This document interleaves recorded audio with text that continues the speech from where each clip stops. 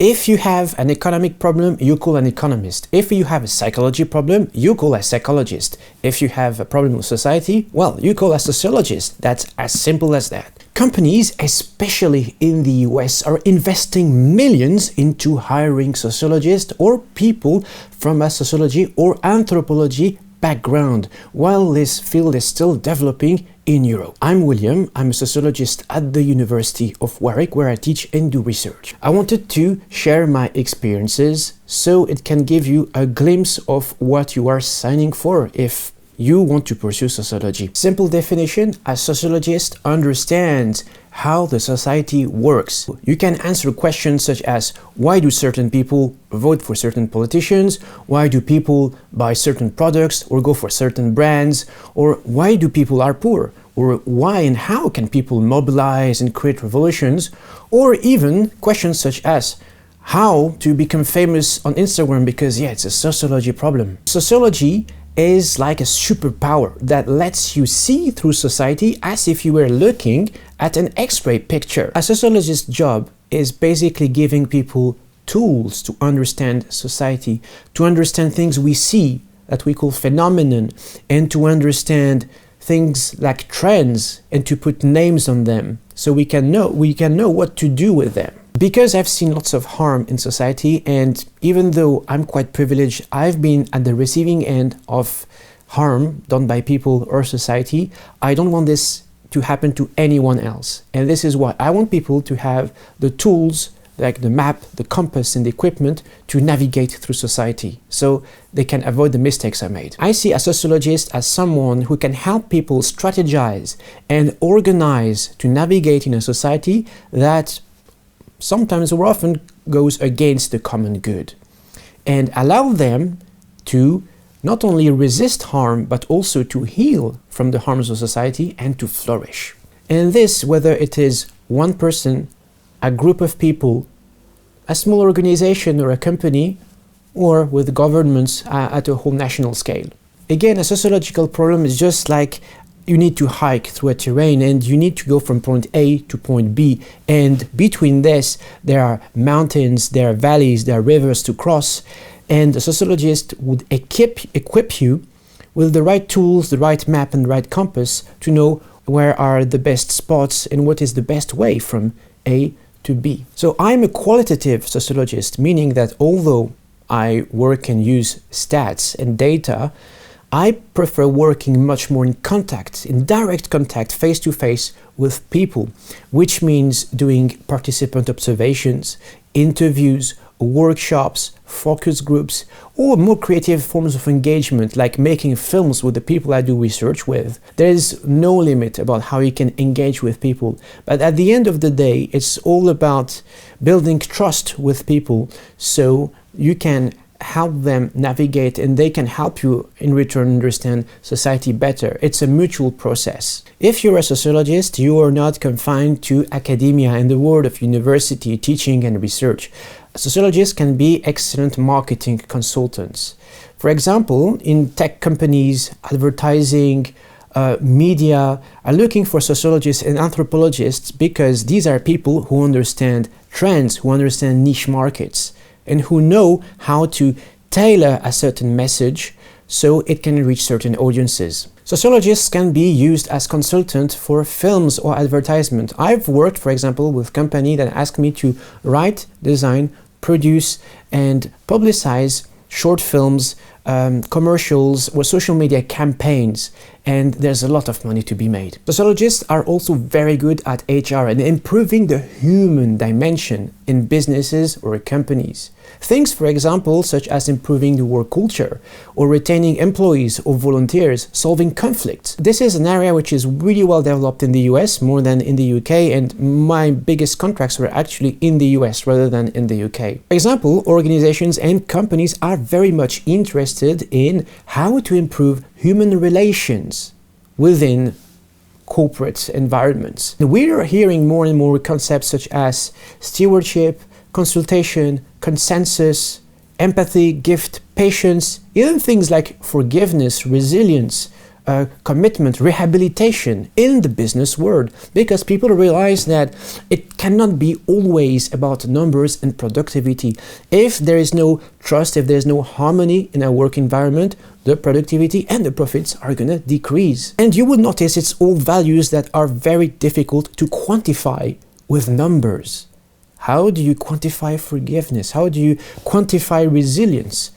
This is how qualitative sociologists are very important, more than data and statistics. And as a sociologist, you are also able to see the bigger picture.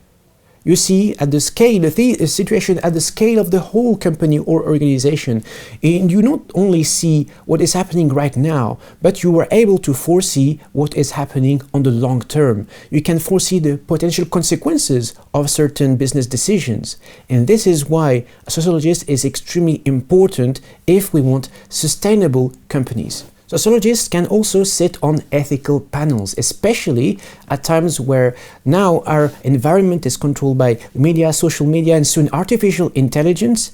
Companies are requiring services of sociologists for them to build the ethical boundaries around the system. Because a sociologist is able to assess and foresee what would be the consequences and the impact if we, for example, insert these lines of codes into an AI, and how it will impact people and how would they respond to that. You may know that governments like to use think tanks, or outside of governments you can also have the UN, which uses consultants from a sociology or anthropology background, because it is important for them to understand, for example, why do people migrate, why do people are poor, where there's such inequalities, or what's happening with these people, what are the challenges, and how can they improve people's situations. And of course there is a dark side. Sociologists have been historically used by countries to figure out ways of harming people or kicking out people or making them enter a situation which is even more precarious than before. Again, if you know what moves people, there's a way of using it for supporting people or for shifting power and increasing power imbalances again. Sociologists can also help individual healing from social pressures. Sociologists are able to give people a way of understanding why and how things are happening and harming them. In my personal journey, sociology has been pivotal at helping me healing. Sociology helped me to understand that the things that were happening to me were not my fault. And that was a huge first step in my healing journey. It also helped me find a job. It helped me to understand how the job market works and change and adapt my strategy so I could secure contact with the people which would allow me further down the line to get the jobs I wanted. It also allowed me to filter out negative people, harmful people in my life, and keep only very solid friendships, and eventually getting married even. Because a lot of lifestyle coaches are really good at focusing on the individual, but we forget that human beings do not live in a vacuum. Very much all of our life experiences are also shaped with our environment and a social environment, the people around us, our circles of friends and colleagues. But a sociologist is not a therapist. If you require help, this is why we have psychologists. Because at the end of the day, sociologists are able to widen our perspectives. Psychologists are really good at focusing on a microscopic scale, the scale of the individual, what is happening in our brains. On the other end of the spectrum, economists and political scientists are able to give us a macroscopic picture from space, what is happening at the scale of the globe or the scale of a country. And sociologists are basically the bridge between this macroscopic scale and the macroscopic scale. In terms of career paths and perspectives, first, you may have, of course, heard of research and teaching in academia. However, this is a warning. Unfortunately, as of 2022, this is a very precarious and unstable industry where, unfortunately, the pay does not follow and the few who get permanent positions are often being exploited. Either you will be chasing grant after grant after grant, or if you're lucky enough to find a permanent position, you would be signing for 40 hours a week but end up working 120 hours a week because of all the admin and the marking. Also, you'll be very lucky if your salary is around £30,000 sterling. You can be very lucky and get a grant such as a British Academy postdoctoral fellowship that gives people £300,000 for working on their own project for 3 years and usually guarantees a permanent job afterwards. This is, for our US viewers, the equivalent of Harvard giving you $500,000 to work on whatever you like and as you like. But the chances of you getting such grants are extremely slim. For example, British Academy postdoctoral fellowships have only around 6% rate of success. 600 people apply, only 40 people usually get the grant at the end. You also have think tanks. However, there are very few of them and they are very, very specialized. However, they can be a really good start if you want to build a career as a consultant, and starting salaries are a bit more reasonable with around £40,000. Then if you're aiming at higher salaries, you have the tech, media, advertising and marketing industries. For these, you need to show that you have transferable skills from your research project into the demands of the corporate world or the advertising and marketing sector. Can usually start straight after your PhD around £70,000. Also, you might need to be referred by someone working already in that industry. At the top of the range, you have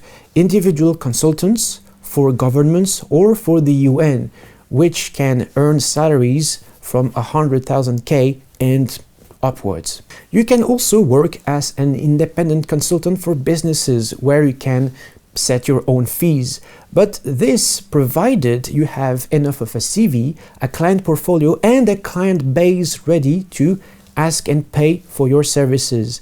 In that case, well, depending on the sector, I've heard people charging from £3,000 for a half-a-day workshop and upwards. There is, in the sky is the limit. Even more if you're hired to work at assessing a company for a certain number of weeks. At the end of the day, you can find yourself in situations where you can be paid as much as a waiter in a restaurant working part-time, or you can find yourself in situations like myself where you get paid £15,000 for writing only 900 words. It's crazy, but everything is literally possible. Only qualities I would say that would set you out from the lot is, first of all, multiple skills, interdisciplinary skills. The wider your palette of skills is, the more chances you will have to get hired and in companies or environments that you really like and enjoy, where your skills will be valued. For example, I'm very lucky that before doing sociology, I was already a professional videographer doing photography and videography with a few documentaries and short dramas on my CV, which allowed me to sell my skills to certain companies so I could work for their advertisement campaigns, commercials, or marketing strategies. If you know any skills, whether it is different languages or different hobbies, you can turn into something professional. Don't be shy about it. The more skills you have and the more you will be an asset for companies. The greatest factor is your ability to reach out to people. You make contacts, make friends, and find common themes on which you are passionate to work. You are more likely to get a job if you know someone. Again, I had to change my strategy because I was believing in the traditional way of applying to job offers, writing a cover letter, and it never got me anywhere. The only reason I got jobs is through personal relationships, through friends, and finding common interests and finding common ways of supporting each other. The third thing I would say is make your personal story count. This is something that works really well in the US, not so well in Europe or the UK, but now companies are realizing that a good asset for the company is someone who has very strong soft or personal skills, patience, forgiveness, empathy, resilience. People are realizing that these qualities matter more and more and more to get people sticking together and producing wonderful things together. So whatever challenge you have experienced in your life and whatever things you have faced, even if it's very personal, don't be shy of finding out How can these challenges you have overcome made you a stronger person, a better person, how it has changed your view of yourself, your role in the society, and your vision of the world.